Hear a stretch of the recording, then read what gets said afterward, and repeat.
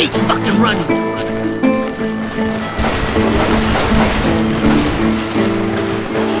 I came upon them robbing a stagecoach, which wasn't surprising, being they were such murderous thieves and bastards. The bandits wore red scarves, so I knew they worked for the old man. Over there! There! I did my best to help those poor bastards.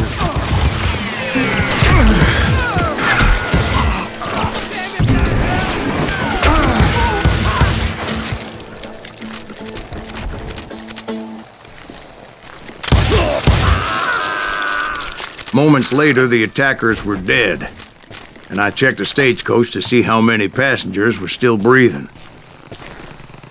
None. It was then I wondered if the rocks weren't hiding more bandits. Was that all of them? Or did I just hit the rear guard? I quickly got my answer. They attacked from on high like Apaches often did.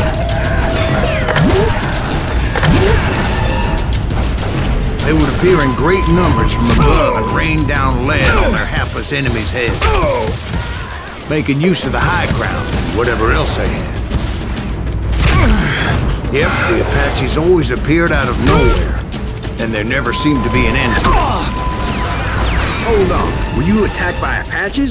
What happened to the cowboys? Did I say they were Apaches? I said Clanton's cowboys attacked me Apache style. I was in a pitched battle, but I was holding my own against an overwhelming enemy force.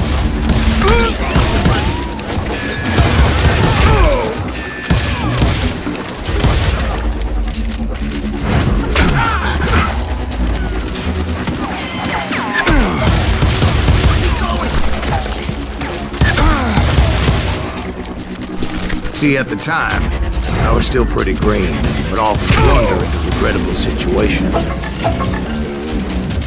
But I just kept shooting at anything I could see up in those damn rocks. I didn't see Ringo. I knew he was with the cowboys. He and Roscoe Bob had done me a dreadful wrong, and I was determined to have my revenge. But to get to Ringo, I knew I'd have to find my way past these other assholes first. Stand and fight, you coward!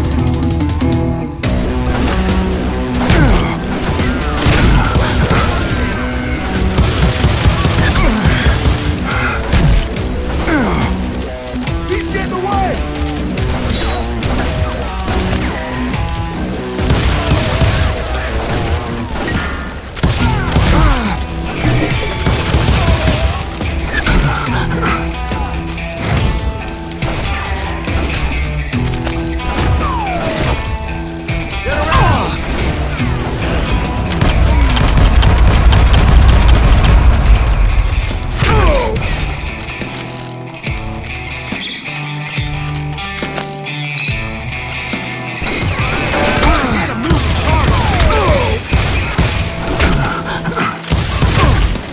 Unfortunately, I was running out of ammo. Another perfect example of my relative inexperience as a hunter of men.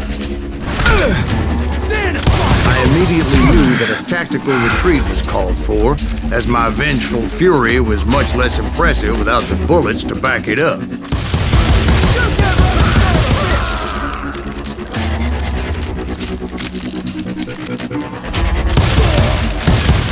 Finally, they managed to corner me. Trapped as I was, the odds of my survival seemed pretty slim. Luckily, serendipity was on my side as I suddenly spotted a way out of my predicament.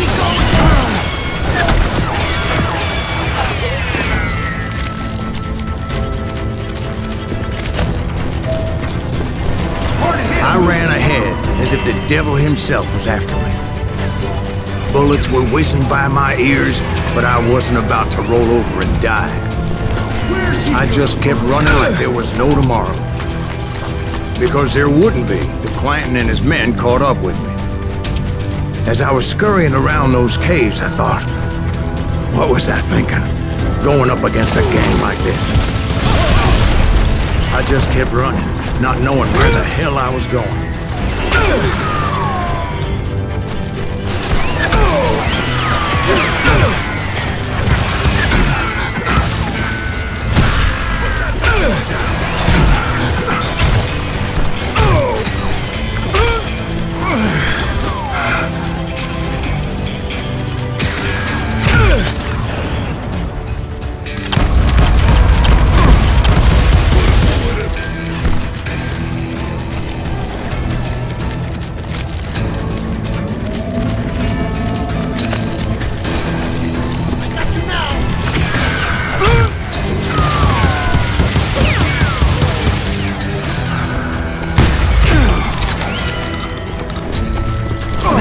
something miraculous happened. Like manna from heaven, I found the desiccated remains of what looked like an Apache warrior.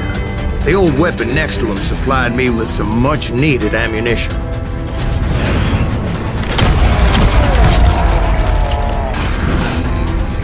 Bat Masterson once told me it was more important to be lucky than good, and he would know.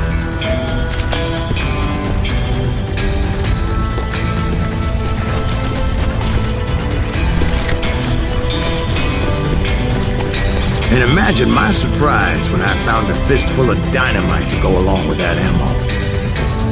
That stroke of good fortune evened the odds and bolstered my confidence. It was time to turn the tables. Time for the prey to become the predator. Time for the hunter to become the hunter. Time.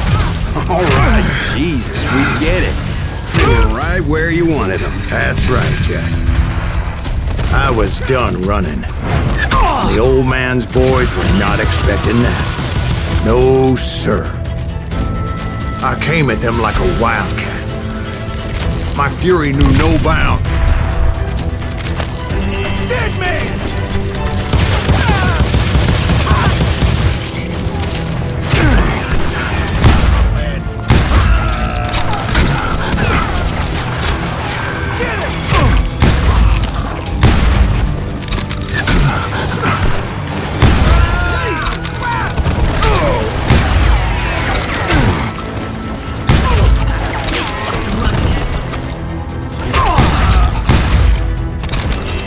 It was finally time for that old man to pay for his sins. Hide forever!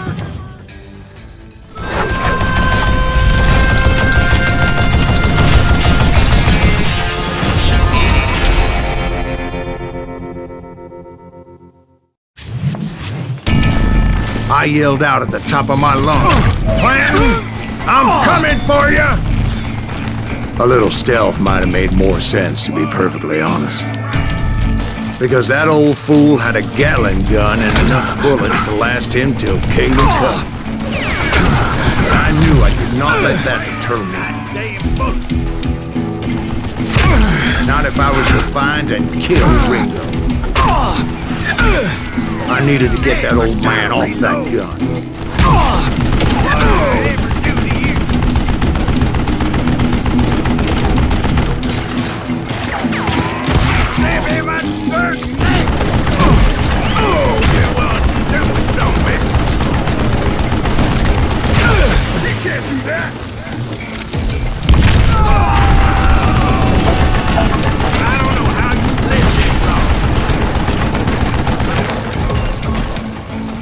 Most everyone thought it was the Juarez who had come up against him in Guadalupe Canyon, but it was just me.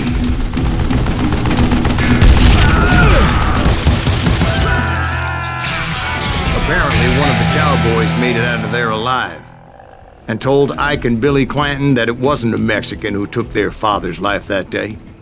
They just assumed it was one of the Earps, and that little misunderstanding eventually led to that legendary gunfight at the OK Corral.